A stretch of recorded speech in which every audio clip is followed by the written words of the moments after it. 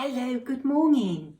I hope that you're all well and that you've had a good fortnight. Yes, it's been 2 weeks since I've recorded a Flosstube from my home in Cornwall.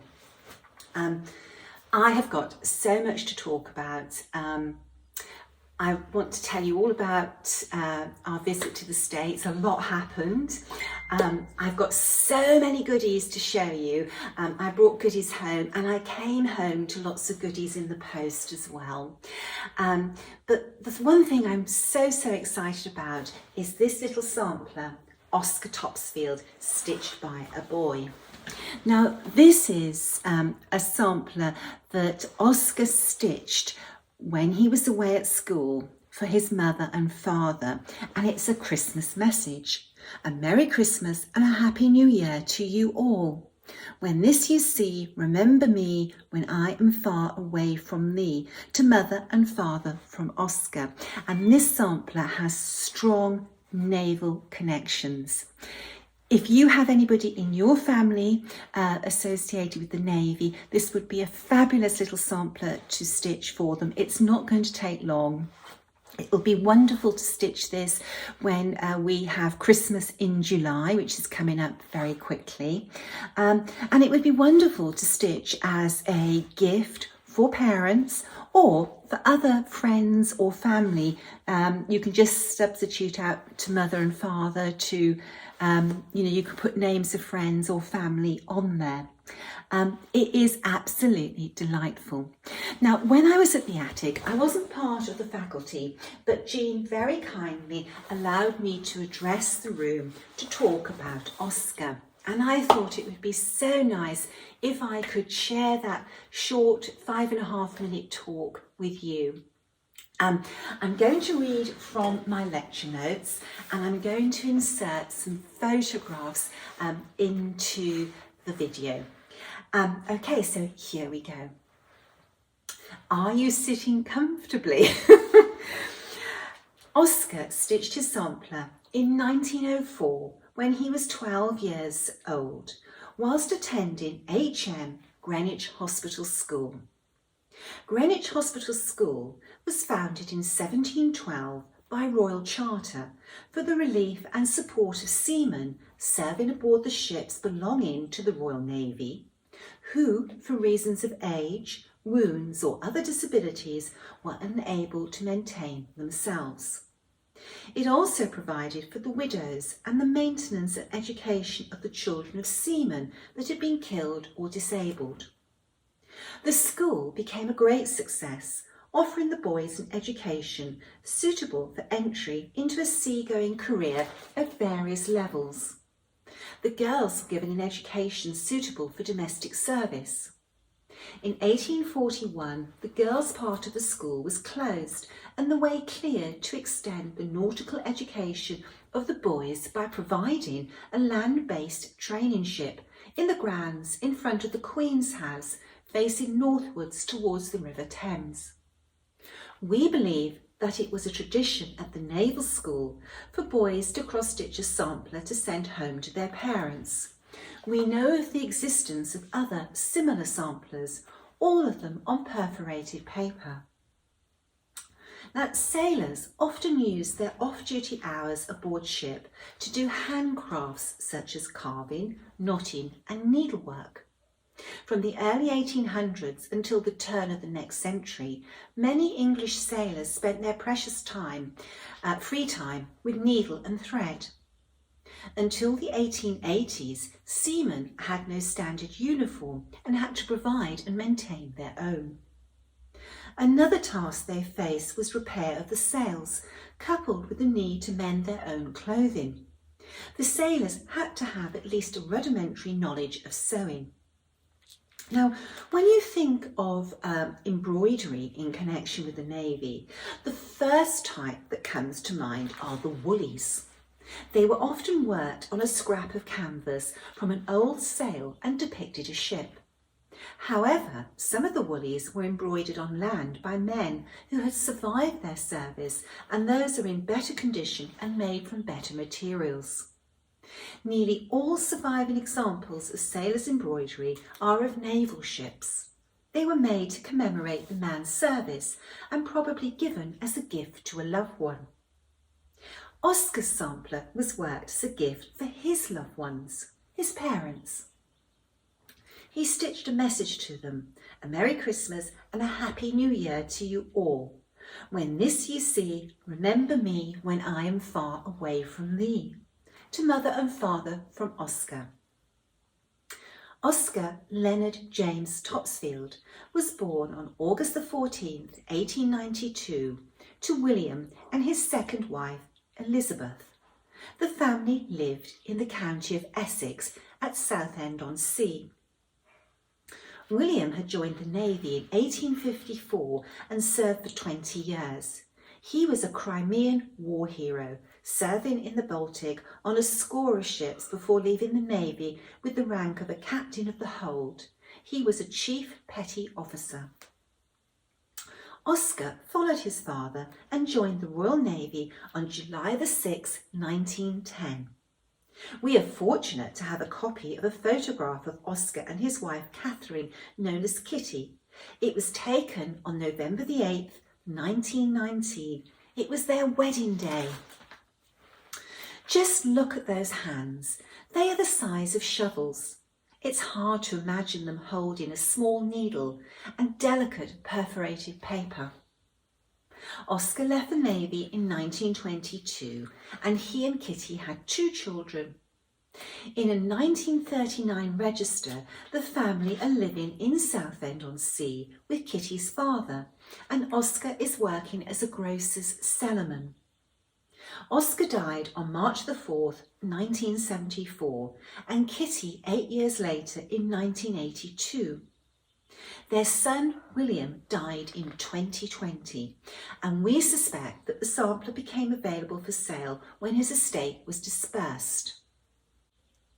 Many naval and merchant sailors in the 19th and 20th centuries embroidered pincushions for their loved ones. The length of separation between sailors and their family was long, and this only increased during times of war. The pincushions worked by sailors often featured the words, "Think of me," and the sentiment was a particular favourite of the British Royal Navy in the 19th century. In keeping with this naval tradition, we have designed 2 pincushions based on Oscar's message to his parents, "When this you see," and "To you all." The charts for the pincushions are included within the sampler's booklet.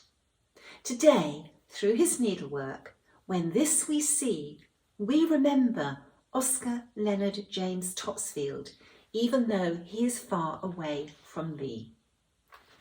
I hope you enjoyed that.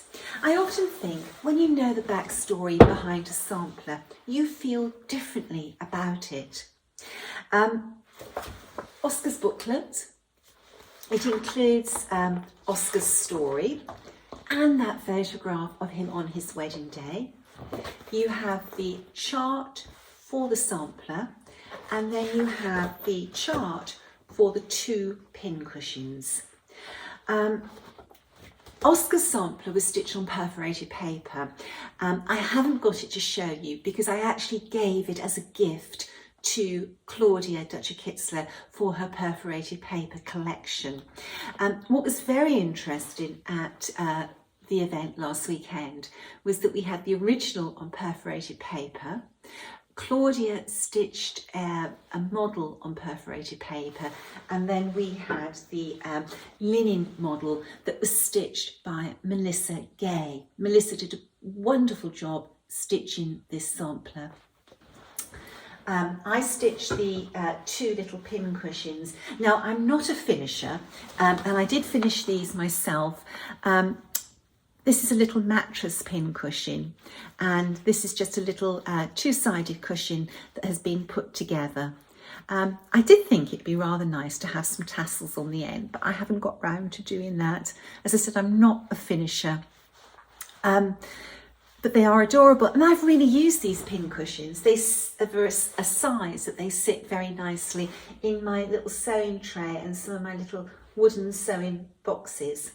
Now the original, the sampler was stitched on bee's knees, which is an over-dyed linen from tabby cat linen. And then this lovely little red sampler, when this you see, was stitched on Weeks Aztec red. And oh my God, that's such a beautiful colour, really, really is. The other little sampler, the Merry Christmas one, was stitched on linen by Fox and Rabbit, and it's called River Gum.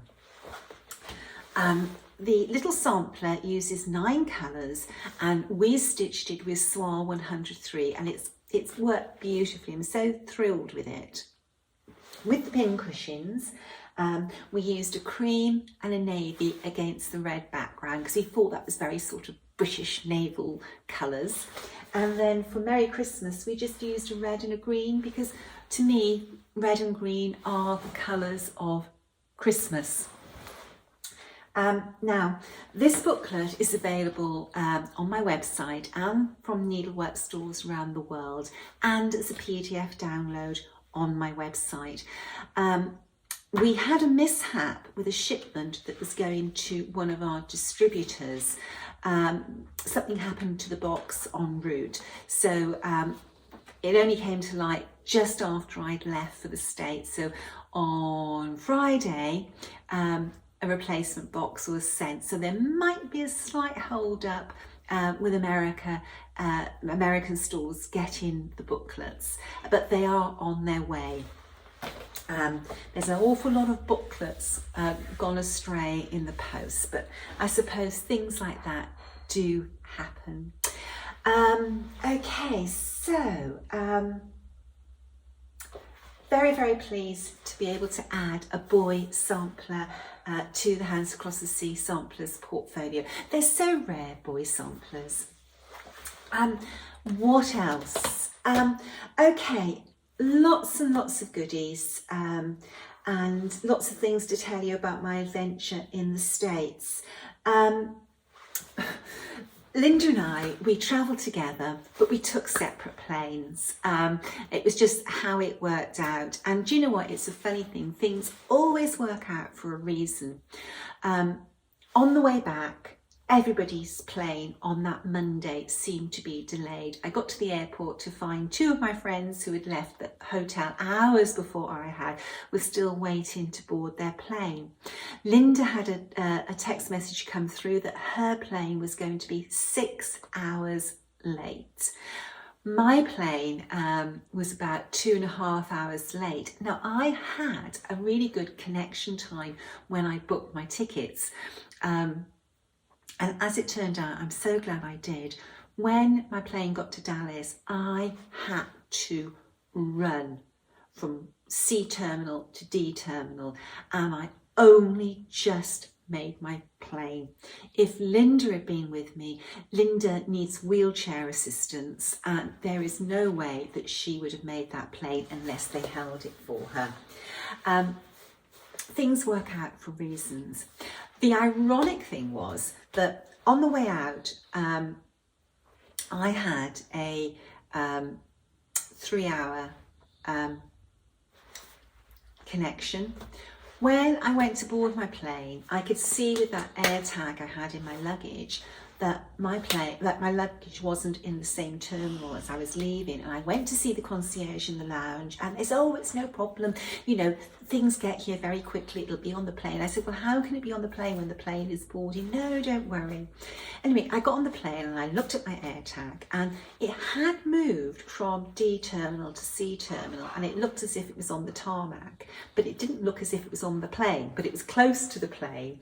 Then as the plane reversed out of the gates onto the runway, on my phone I moved, but my luggage stayed in exactly the same place. So with 3-hour connection, my luggage did not make the plane. Coming back, you know, running the way I had to and just making the plane, I thought, oh well, my luggage will be arriving the day after me. I was so tired and just sort of like out of puff when I got on the plane. I just switched my phone off and I thought, I'll deal with everything when I get into London. Well, when I got into London, I switched my phone on to ring my husband. I thought, well, I'll just have a look and see where in Dallas my luggage is. It was on the plane. I don't know how that luggage made my plane.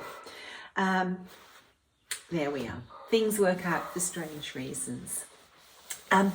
When I was in the States, we recorded 3 Flosstube videos, 2 for the Sarah Rind stitch along and 1 for the Hannah Campbell stitch along. I know that not everybody's in this stitch along, so yesterday I released on my Flosstube the first one we recorded about Sarah, and in the next couple of days I will release the second video we filmed about Sarah and the one about Hannah Campbell. I hope that you enjoy them. When my luggage didn't turn up in Arizona when I arrived, that it was still in Dallas, I was pretty much distraught. I thought I was just gonna, I don't know, I rang my husband, because I always ring my husband when something goes wrong, and then I rang Kathy, and Kathy was super. She said, don't worry, she said, you know, and she calmed me down. But I didn't sleep very well that night, thinking, where is my luggage? And the first thing I did when I woke up on the Thursday morning was look at my air tag, and my luggage showed it was something like Alabina or something like that in Tesco's. And I thought, what's my suitcase doing there? But what it was on the plane, and as the plane was flying from Texas to Arizona, it just must have picked up at that point. My luggage did arrive in Arizona, and I jumped in an Uber and I went and got it. I didn't want to wait for them to deliver it to me, just in case something else had happened. When I got to the baggage place in the airport in Phoenix, this really sweet lady, she served me, and she said, what did your suitcase look like? And I said, it's a very big dark red one. Oh, she said, is that the one with fragile on? I said, yes. She said, I was wondering what was fragile. And I said, it was Hannah and Sarah. And she looked at me as if I had actual people in my suitcase. So I had to explain it was needlework. Okay, so the event at Bristol, we had so much fun. There was a lovely group of us, old friends and new friends as well, and we stitched most of Thursday afternoon in the foyer at the hotel, and we stitched all day Friday in the foyer, and we had many laughs. Linda and I came home, we were both very tired, but we both felt that we'd have this wonderful break, and we'd laugh so much, and laughter is so good for you. We really enjoyed it. When I got home, I came home with lots of goodies, but I got home to goodies as well. Before I went away, I bought a little sampler. She's very faded. Her history came with the sampler, and the little girl who stitched this, her name was Christiana Perfect. And when I saw the back of the sampler, that's when I decided to buy this sampler, because it is perfect. That's right, so let me just explain. The video is showing this the wrong way round. So here we go. This is the front. Okay. And then this is the, the video is showing it the right way round. It's me, when I'm reading this in the camera, it's the opposite way. But this is the back of the sampler. Isn't that amazing? The back and front. I've decided to match the colour to the back of the sampler, and that is an excellent match. I've got no doubt that this sampler was probably red in its when it was first stitched, but it's faded, and the colour I've chosen is Soie 100 702. It is a really super match to the original sampler. Now, when you're matching colours, it's really important that you use the thread rather than the spool. I just lost my little tail end there. Oh, there it is. There it is. So what I do, I pull some thread loose, and then I will lay that over the colour. You see it's so much better that way than laying the spool. Like, the spool gives you the indication, but to get the perfect colour, you look at a thread, not as a spool. Anyway, I'm looking forward to charting Christiana. Her stitching is amazing. It really is. That took a lot of patience to stitch the sampler in that way. And it's lovely that we have her family history on the back of the sampler, going back all the way to 1801. Be interesting to see if I can get a little bit further back. What else? I came home to a gift, well, two gifts. Isn't that amazing? This is a spool stand, which I will use for my Soie 103, but you can use any spooled thread on that. That's amazing. What you do, you know, when you want to pick a colour, you literally just twizzle it round. It's gorgeous. And then a scissor stand. And this got 2, 4, 6, 8, 10, 12, 14 holes for scissors. That's pretty amazing, isn't it? Thank you so much to the lady that sent these to me. Now, if you're interested in getting those, I do know that they come from Daniel on Etsy. Now, I can never ever remember whether it's Daniel Craft Shop or Daniel Shop Craft. It's a funny combination. Let me just see if I can pull that up on my phone. I ought to be prepared, shouldn't I? But what have I done now? Etsy, Daniel Craft. I find it very hard on Etsy to find stores by names. Here we go. Danielle Shop Craft. Danielle, Daniele, Shop Craft, all one word. They do some fabulous things. I've got quite a collection of their items now. So that was a very thoughtful gift. So thank you very much to the person who sent it to me. I greatly appreciate it. I also came home to a beautiful tote bag that's from the Fitzwilliam. You can never have enough tote bags. In the UK, when you go to a store, you have to pay for your carrier bags. And these tote bags, they're great because they literally fold up and you can put them in your purse. If you go into a store and say you pick up some groceries or do some other type of shopping, so you can just get it out of your handbag purse and you don't have to pay for a bag. That's lovely. And of course you can wash them because they're cotton. I love it. The sampler is from the Fitzwilliams collection. It is Sarah Stewart and she stitched this in 1728. So I love that. That's really nice.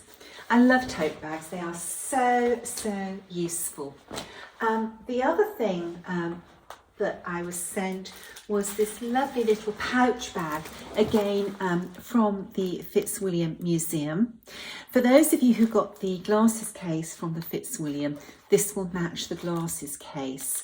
Now, this is probably intended to be a wash bag or makeup bag, but this is actually a really good pouch for stitchers to put items in. I love it. The sampler on this one is Anne Gibbons, which is a band sampler, 1769 to 1770. Gorgeous. And again, this is washable. It's 100% cotton. You can wash it on 40 degrees, so very practical to use. Aren't I a lucky girl? I felt very spoilt. I have to say, you're probably fed up of me talking about the zigzag light, but I've got to say how brilliant this is. Every time I use it, I'm more and more impressed. But what I wanted to say about the zigzag was that I saw a post on social media and I thought, people are so inventive. This idea is so clever. Now, lots of needleworkers go on cruises. You know, you have a whole cruise themed around needlework. You have workshops on cruise ships, or you can just be going by yourself. And I bet you bottom dollar you'll meet other people cross-stitching on a cruise ship. Cruise ships, the lighting is never very good inside, and particularly in your cabins, you tend to have a bedside light for reading in bed, but nothing for sitting on the sofa or the chair to stitch. The lady posted a very novel way of providing excellent light when stitching on a cruise ship. Now, the majority of cruise ships are metal hull, so the walls are metal in the cabin. She had bought a magnetic phone holder, so she could put the phone holder anywhere on the wall and it was held firm.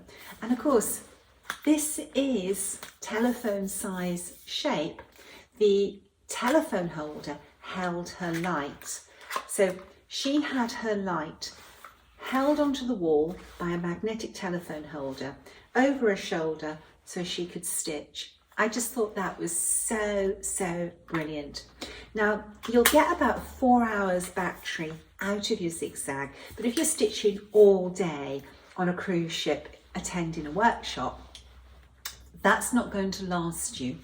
So what you use is a battery pack, and this one I put through its paces on this trip. I bought this from Amazon, and this was the first time I'd used it.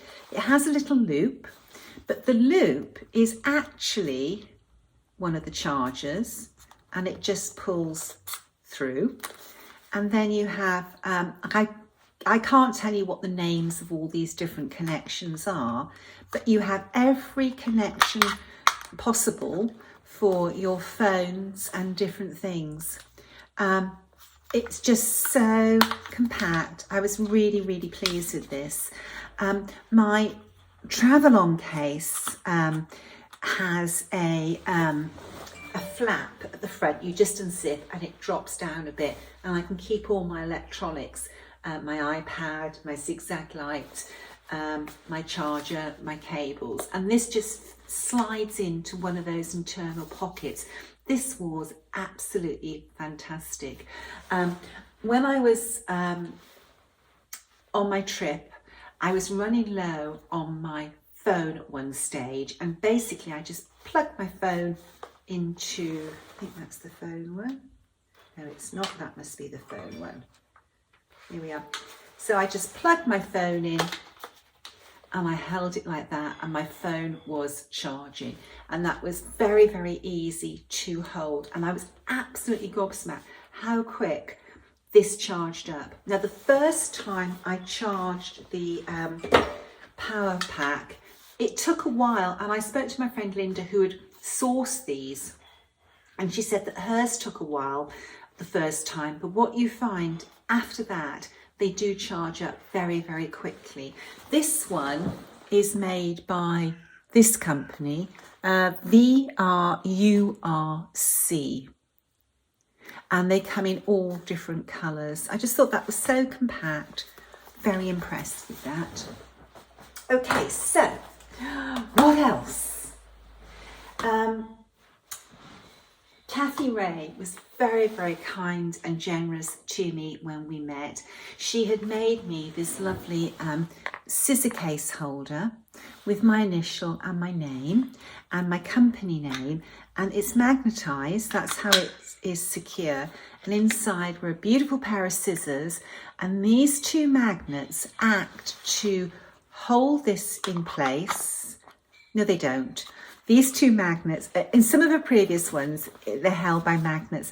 These two magnets are there to put needles. So I could have my size 10s and my size 12s, two separate compartments.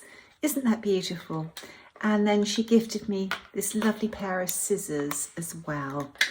Kathy, thank you so much, sweetheart. That was so kind and generous of you.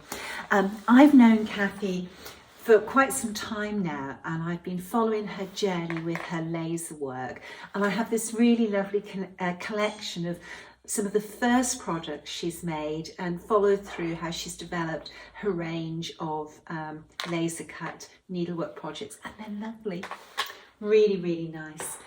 Kathy also gave me this beautiful pendant. Now, for those of you who know Kathy, you'll know that she always wears the most gorgeous pendant that she has stitched and made herself and soldered into a beautiful case. And I've always admired it.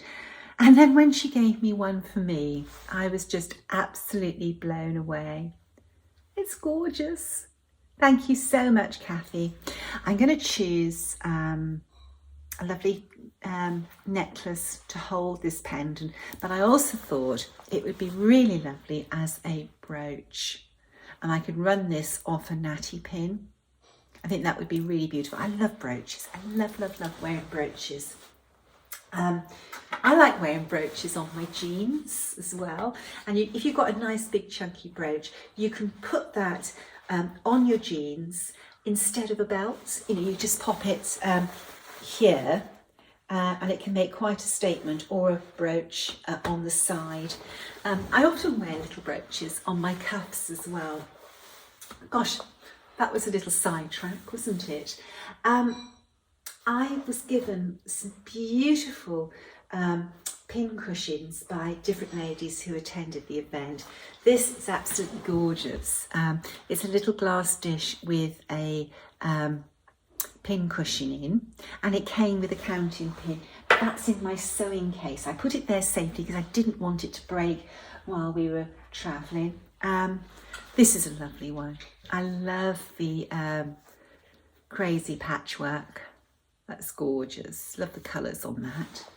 And then this beautiful bee one, which is gorgeous. This is lovely and chunky, and it feels lovely to hold. And of course, the two little bees, the counting pins, are gorgeous. The bee is our logo for Hands Across the Sea samplers. Oh, and this lovely pin disc. Look at this. And my initial again. Love those colours. Beautiful, beautiful colours for summer. And they were very reminiscent of the colours on Sarah Rinder. When Sarah eventually got to Phoenix, we had her in the event room, and everybody saw her, oohed and ahed over her. Sarah, you need to see her in person to just appreciate all these beautiful, beautiful colours. So lovely. The light's very poor in this room today. It's an overcast day. I believe that we're going to have a terrible downpour of rain. It's a grey old day. And you boys are going to want to go out, and I expect we'll be going out in the rain later. Bless them. I missed them so much when I was away. Oh, this is a lovely gift. Beautiful pair of stalk scissors, and I loved the design, the artwork on the scissors. Lovely and funky, loved it. And of course this beautiful scissor fob, really lovely. Loved it so much. And it says 2023. They're gorgeous. People are so very, very kind. Cards. Let's read 2 cards. Okay, so this one is, Dear Nicola, I'm feeling a bit, I think it says numb, unsure of what I'm seeing as I open each envelope in my red box. After opening the top 3 red envelopes, I'm thinking, oh my, there are too many more to open. I open everything and I'm feeling a bit dizzy with excitement. I'm truly overwhelmed by the concept, attention to detail, and the variety of art you have discovered. I repack the box, then about 15 minutes later I reopen the box and take the time to read about each girl as I gaze upon her sampler. I'm delighted when I come to the 2 Austrian samplers. I live in California, but my youngest son lives with his wonderful wife and 2 beautiful daughters in Vienna. I visited them several times and have been looking for samplers that originate from Vienna, Austria. Now, thanks to you, my quest has been accomplished.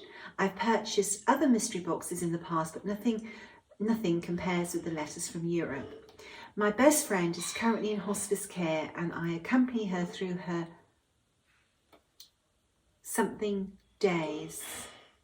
final days. And I've had to face her loss and reflect upon my own eventual death. When I begin to feel overwhelmed with sadness, I pick up my stitching, which puts me at ease. As I stitch these samplers, I will dedicate them to my dearest friend, Arlene. I truly appreciate you allowing us all to travel with you through Europe this summer. It will be a very special summer indeed, with much love and gratitude. I'm so sorry about your friend. This card was written a little while ago. I hope that if she has passed, that it was peaceful. Oh, I don't know. Life's not easy. It's just as well we don't know what's in front of us, but we've got to live each day for that day and with gratitude that we've got it. I don't like to dwell about the future. I really, really don't. Do you know, it's a funny thing. When I was travelling home, I was thinking about coming home and seeing Ray and the dogs, and I had big hugs and kisses ready for them. And it just occurred to me that Bertie's 8 this year. We've not got a boxer past 8. And then you think, oh my God, I hope we don't, we've got many more years with Bertie. Okay, dear Nicola, I'm writing to you in the early morning on a beautiful spring day in Massachusetts where I live. It seems as though Mother Nature wanted it just right, with birds singing and chirping, a few puffy clouds drifting along on a breeze, and I have this morning to write you and stitch too. How perfect it is. I absolutely loved receiving the beautiful Louboutin red letters from Europe.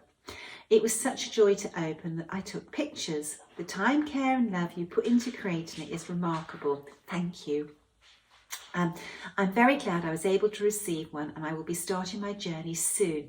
My fabric has arrived. I can't wait to begin. Since I was a little girl, I've always enjoyed working with needle and thread, making dolls' clothes and embroidering little pieces. I also have quilted for many years. It's only in the last several years that I've taken up cross stitch, and I absolutely love it. Not only do I enjoy the process of stitching, but also the history and stories behind the samplers. It's so interesting to me. I enjoy reading the information you include in Hands Across the Sea charts about the little girls who worked on their samplers. You've given a voice and insight into them from the past for us to glimpse. You've honoured them. Thank you. That's really what we try to do. We want their voices heard, we want them remembered, and we want little tributes to them. Thank you for understanding that. I imagine you've heard from others how many charts and projects they've bought and stashed. I could probably live 2 lifetimes and not finish them all, but I love looking at them, collecting linens and silk threads to kit. Such a lovely way to spend my time. Wishing you the best of summer days to come. Your new friend with love. Oh, that's so lovely. So very, very lovely.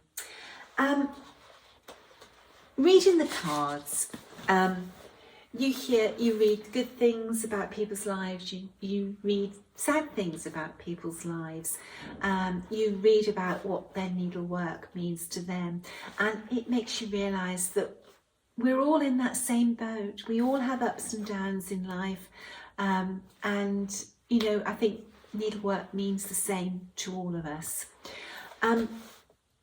One of the things that's very, very important about today,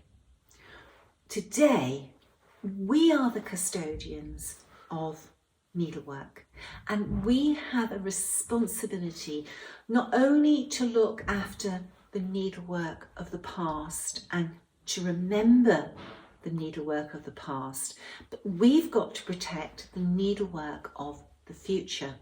That's by taking care of our samplers, but we also have to promote an interest in needlework with the youngsters of today. And I just want to talk about some things that a group of needleworkers are doing to promote needlework. Melissa Gay and Deborah Maggot have been working very, very hard to promote needlework amongst the young children in Tennessee. Last year, they taught 1,000 fourth graders how to cross stitch. Now, they didn't do this by themselves.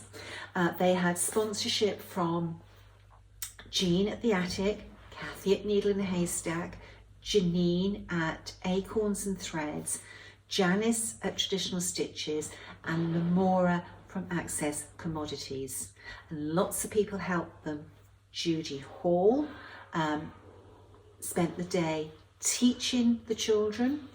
Many needleworkers and other people came and packed the kits. Can you imagine packing 1,000 kits, putting all the elements together? It was amazing. This year, they are aiming to teach 1,100 fourth graders. Now, Jean was very, very kind and allowed Melissa to talk about this project at the event last weekend, and there was a collection taken last weekend, and the people attending that event, the needleworkers, were so generous. Melissa collected just short of $500, and every single cent of that money is going back into the kitty to provide the kits for 1,100 fourth graders. Jean, Janine, Kathy, Janice, Lamora, they're sponsoring the event again this year, which, you know, is so kind of them last year. It's even more generous of them doing it this year. One of the designers, Jennifer Richardson, who was attending the weekend, she came straight over to Melissa and said that she would be honoured and delighted to fly in to be one of the teachers on the day. You know, when people give their time and their money to support something like this, it is very, very special. If anybody would like to help Melissa and Deborah, whether it's with a small monetary donation or whether it's with their time or whether it's with materials for the kits, please reach out to Melissa Gay or Deborah Maggot. They will be delighted to hear from you. And the other thing is, you might want to set up something where you live to teach children how to cross stitch. The little kits the children get with Deborah and Melissa are on perforated paper, and they get to stitch a little Christmas tree and they put their name on it, and they're provided with a little attachment for the perforated paper so they can hang it on their Christmas tree. Do you know what? In 30-40 years time, there'd be some elderly lady or gentleman putting up their Christmas tree, getting out an old tattered Christmas ornament that their child stitched when they were 4th graders, and it's become part of the legend of the family Christmas tree. Wonderful.